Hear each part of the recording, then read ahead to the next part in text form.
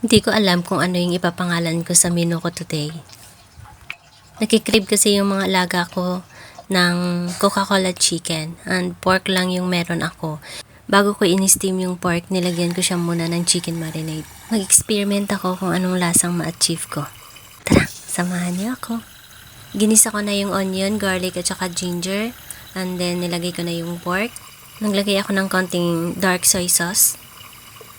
At saka nagbuhos na ako ng Sprite. Wala palang Coca-Cola, so Sprite lang yung meron kaming stock. So yun lang yung nilagay ko. Malambot naman na yung pork, so tinikman ko na kung ano yung lasa and di ko mawari talaga kung anong lasa meron siya. So nagdagdag ako ng soy sauce.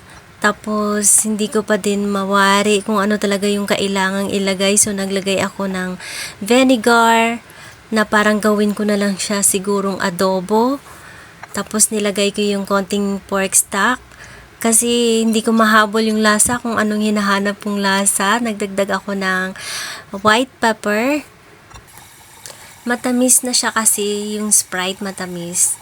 So, parang adobo na talaga siya. Yung lasa niya, adobong-adobo ng Pilipinas. At ayan na, hindi ko ini-expect na magugustuhan ng mga alaga ko. Luto pa daw ako ulit.